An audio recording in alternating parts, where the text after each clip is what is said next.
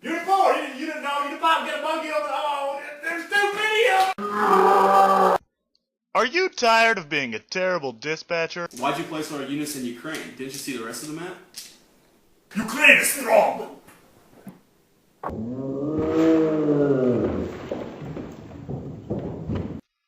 Do you fail at allocating resources in the game of Risk? To take my money or what, man? I'm in here. Don't leave me, bro. Come on.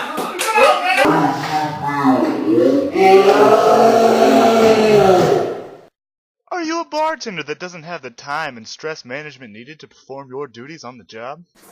Hi, I'm Blake Marley. And I'm Eric Olzalvi, here with DoNought Run. You know, every now and then there comes a zero fidelity simulation that is so revolutionary it changes the way people learn. And let me tell you, this zero fidelity simulation puts high fidelity simulations to shame. But don't take our word for it, just listen to our technical advisor, Dr. Doe. Step into my lab. Blake and Eric were throwing around the words zero fidelity simulation. You might be wondering what that is. A zero fidelity simulation is an abstraction of a real-world process that focuses user attention on important general components of a practice. The process abstracted by our simulation are the duties of a dispatcher, and the key components of this practice include handling stress, resource allocation, and time management. So we saw an example about Risk. How does that tie into this simulation? Glad you asked. Well, in this simulation, your resources are your units, which spawn in each corner of the map.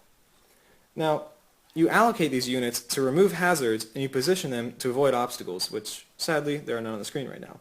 But ideally, users learn that positioning is key. Units should be dispersed during periods of low hazard population. So it's kind of like in Risk. You have to position your armies in order to take over the world. That's right.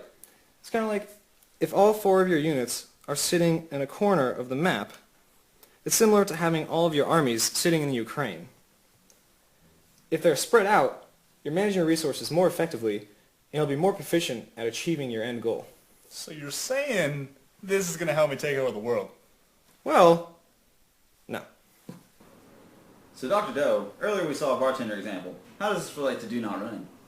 Well, you see, jobs such as bartending can be highly stressful. You're hit with multiple orders, you have to respond in a timely manner, and you have to prioritize your actions.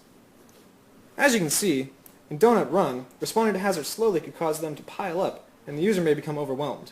Responding quickly will result in lower stress levels and an optimal outcome. So in bartending, an optimal outcome would be effectively serving your patrons and earning lots of tips. What is this in DoNought Run? In this case, the optimal outcome is responding to hazards quickly and achieving a higher score. So what you're saying is, using DoNought Run will allow me to make more money. Actually, no. But it improves your time management, makes you better at handling stress, and positively affects resource allocation. All these can.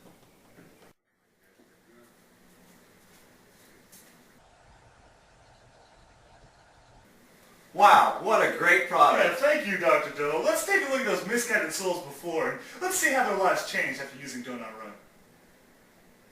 It's 1 and 4, head over to Sector 2. I've got this under control. Thanks, DoNought Run. Looks like I win again. Thanks, DoNought Run. Ukraine is gang to you? Or...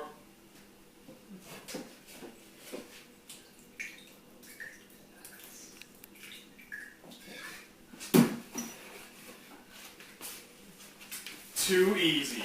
Thanks, DoNought Run.